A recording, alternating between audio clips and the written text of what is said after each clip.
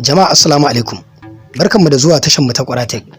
A yau bidiyon da nazo da shi zan nuna muku wata hanya ta daban da ake bi domin bibiyar wayar budurwa ko saurayi, ya ko da duk za a yi amfani da wannan hanyar domin bibiyar wayar su. A baya ranar nan na yi bidiyo akan yadda zaka bibi wayar mutum, amma ya bambanta da wannan. Saboda wancan ana magana ne akan idan ya hau ko ya sauka za a duba notification da sauransu, amma ba a magana akan lokacin da ya bata akan WhatsApp din nan.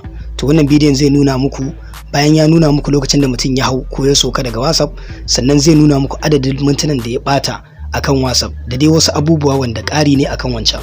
Idan ba ku yi subscribing channel din mu ba, ku yi subscribing, sannan ku taɓa alamar ƙararrawa domin kada bidiyon mu masu amfani irin waɗannan su wuce ku, ta yadda da zarar mun ɗora za ku same su.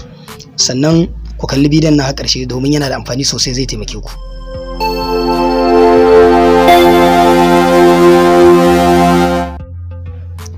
To farko ka je Play Store ka sauke wannan application din Logify WhatsApp Tracker. Wannan application din yana da matukar muhimmanci sosai, ka sauke shi.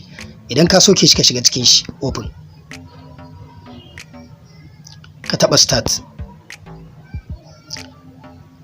accept and continue. Gashi suna cewa you are not following anyone yet, add a new number now. Baka ƙara lamba ko ɗaya ba, sai suka ce ka ƙara lamba. Ga wajen add number daga ƙasa kori, ka taɓa wajen. To kafin ka ƙara lamba za ka canja wannan +93 ɗin, ka zaɓi ƙasarka. Misali zan zaɓi Najeriya. Zan sa lamba. Nan za ka rubuta sunan mai lambar. Misali friend, abokina ne nake so na bibiye shi. Ka taɓa follow. Aizan suka ce congrats, it will be ready in 2 minutes. Cikin minti 2 gashi nan ta zama ready.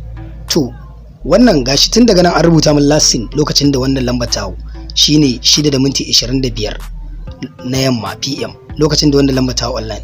Idan kana so ka samu wasu bayanan sai ka taba kan lambar. Gashi nan suka ce login din da lambar nan ta yi guda ɗaya ne, saboda na yi login da ita ɗazu. Sannan ga sakannin da ya bata 17 sakan 17. Misali zan je na ƙara shiga wannan account din lambar na yi login. So application din nan ga notification ya fito, friend is online now, ana gaya mun cewa yana online. Zan koma cikin wannan application din. Gashi na ana cewa login din guda biyu ne, saboda da na ɗazu da kuma na yanzu 15 sakan. In ka duba na fita daga can an ce friend is offline now, ma'ana na so ka ga lokacin da na ga lokacin da ya so gaba ɗaya a can WhatsApp ɗin da na shiga sakan 15 ne. To kun ga ya nuna mana. So idan zai yi login so 100 ne a rana, duk zai rubuta shi a nan. Sannan kuma adadin, idan za ku duba wancan mutane 10 ake ƙara kawai, so wannan ya fi mutane 10. So da wasu dai ƙarin abubuwan. Idan kana so ka yi setting, ga setting daga hannun dama sama, ga notification za ka iya shiga ka seta. So za ka iya ka cire offline, idan yana offline ka a faɗa ma, ko kuma idan yana online ka a faɗa ma. So duk yanda kake so za ka seta.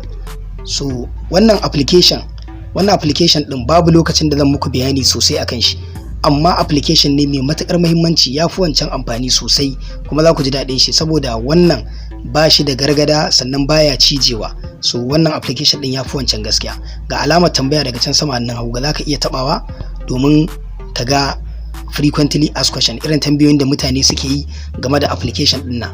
To wannan application ne wanda ku yi kokari ku sauke shi, zai taimake ku sosai. Ina fata kun ji daɗin wannan bidiyon.